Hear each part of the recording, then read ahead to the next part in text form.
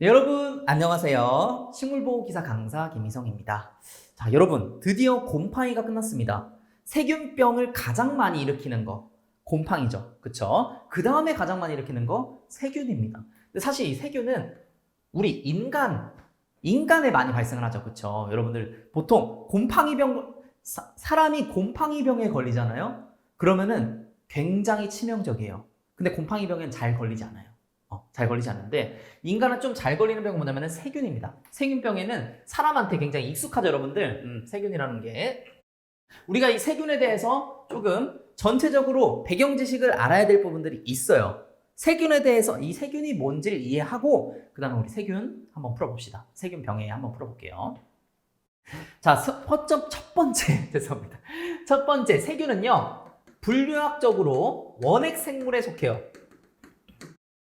왜 원핵 생물에 속한다고 했었죠?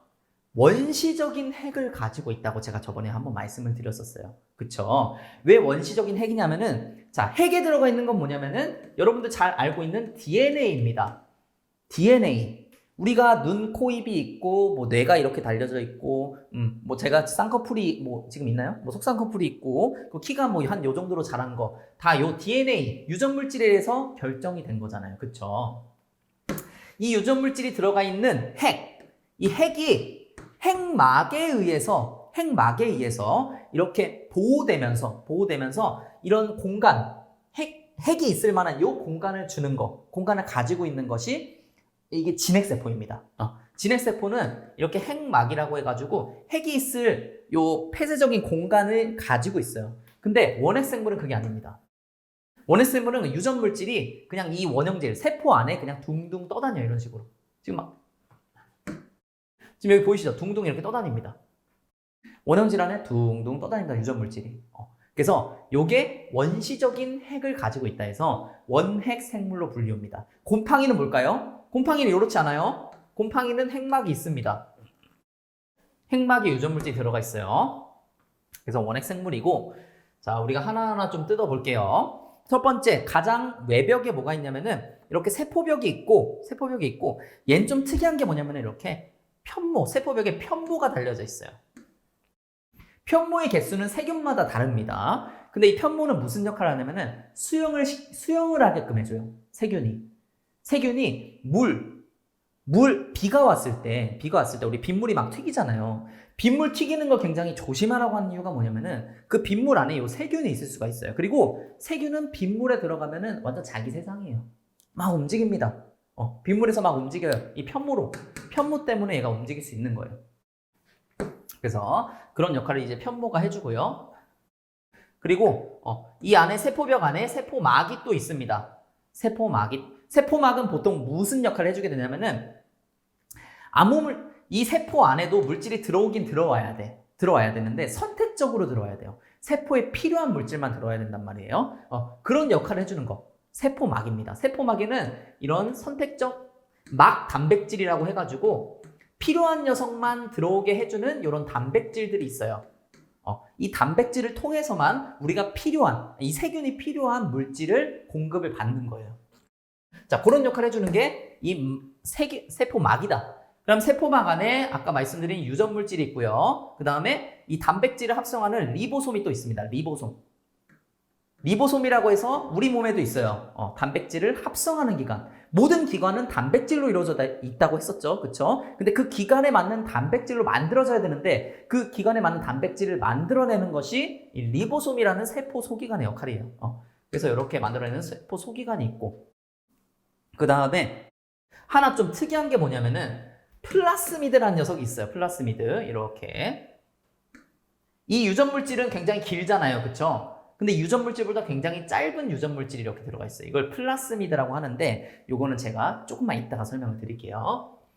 자, 그래서 세균은 일단 이런 식으로 생겼습니다. 원핵 생물로 이런 식으로 이제 구조가 되어 있는데 세균이 어떤 식으로 감염을 하게 되는지 우리가 그것에 대해서 한번 볼까요? 이건 시험에 나오진 않아요.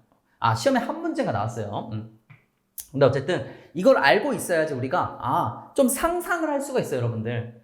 자, 제가 잠깐 좀 말씀을 드리는 건 뭐냐면은 저는 공부에서 정말 중요한 게 뭐냐면은 상상력이라고 생각을 해요. 왜냐하면은 세균, 지금 우리가 배우는 세균, 곰팡이, 바이러스, 파이토플라즈마 다 우리 눈에 보이나요? 연구원분들은 전자현미경을 통해서 보실 수 있지만 전자현미경을 통해서 보는 게 뭐냐면은 전자현미경은요. 얘를 직접적으로 보지 않는 거예요.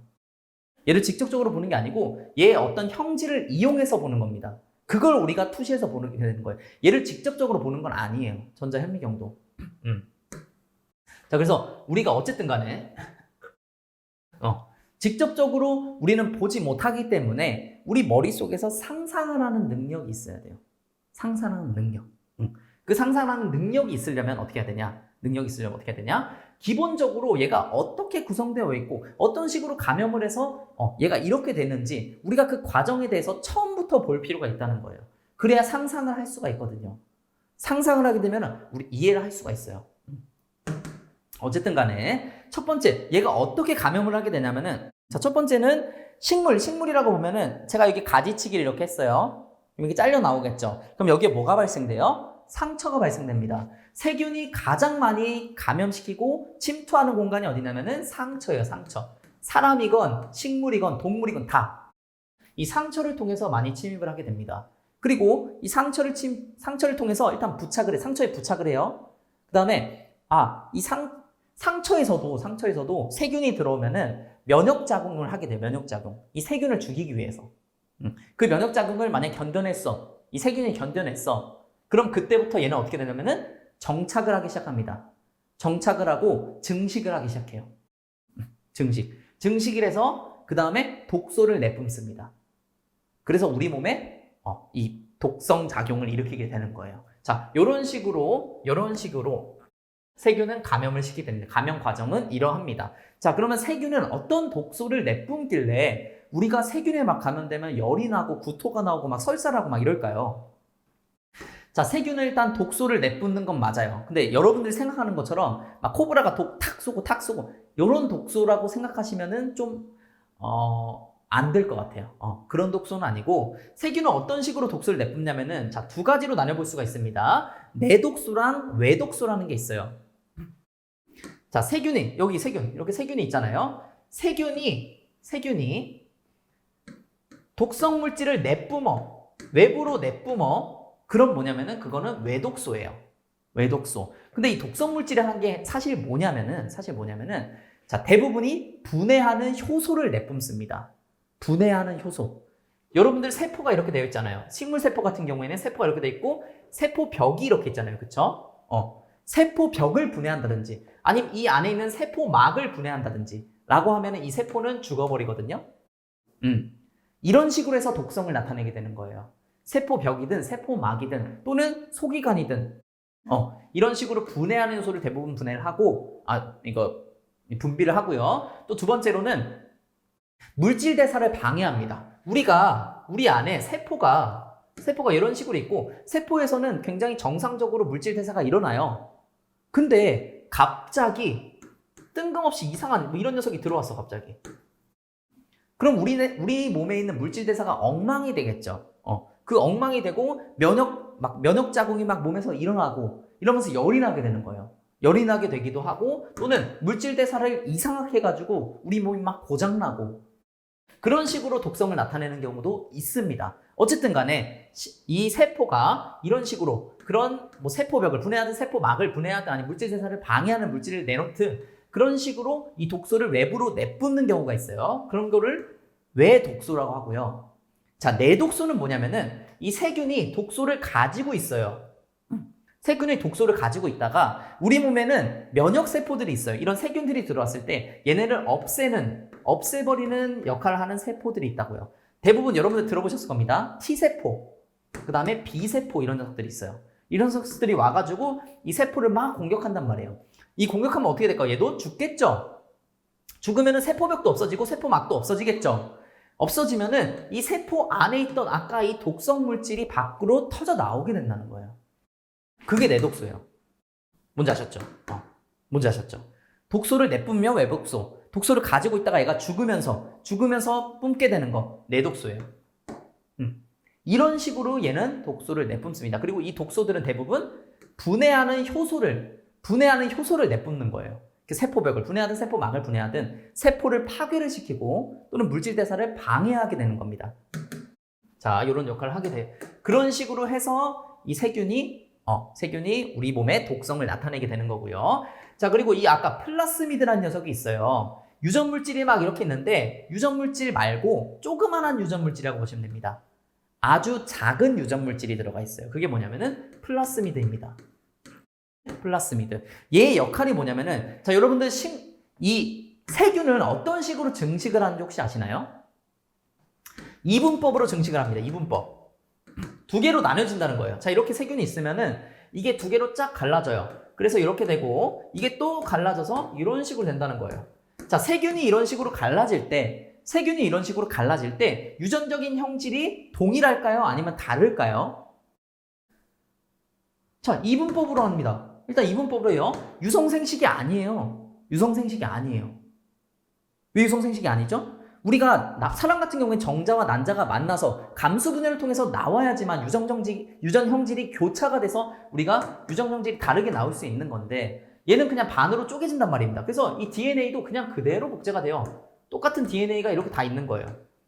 근데도 불구하고 세균도 DNA가 다릅니다. 왜? 얘 때문에. 이 플라스미드라는 녀석 때문에. 자, 이 큰 DNA는 다 동일해요. 모든 세균이 다 그러니까 같은 종의 세균이라면은 이 DNA는 다 동일합니다. 근데요, 이 플라스미드 있잖아요. 플라스미드는 다 달라요. 그리고 이 플라스미드는 신기한 게 세균에 막 왔다 갔다 할 수도 있고요. 세균에 없어도 이 세균은 살 수 있어요. 그래서 이 플라스미드가 어떤 식으로 발현이 되느냐에 따라서 이 세균, 이 녀석들의 개성이 결정이 됩니다. 똑같은 예를 들어서 설사를 일으키는 균인데 얘는 조금 더 강력해. 얘는 조금 더 약해. 얘는 조금 더 설사인데 막 조금 더 물기가 많은 설사. 죄송합니다. 물기가 많은 설사야. 어쨌든 그런 식으로 이제 독성을 조절할 수도 있겠죠. 유전 형질이 조금씩 달라질 수가 있는 이유가 뭐냐면은 이 플라스미드라는 녀석이 있기 때문에 그래요. 플라스미드. 굉장히 독특한 이 세균의 구조 중에서 어떻게 보면 가장 독특한 구조. 플라스미드만. 그래서 왔다 갔다 할 수도 있고 이 세균에는 있고 이 세균에는 없고 똑같은 종인데도 그게 플라스미드예요. 그래서 이렇게 유전형질이 달라질 수가 있다.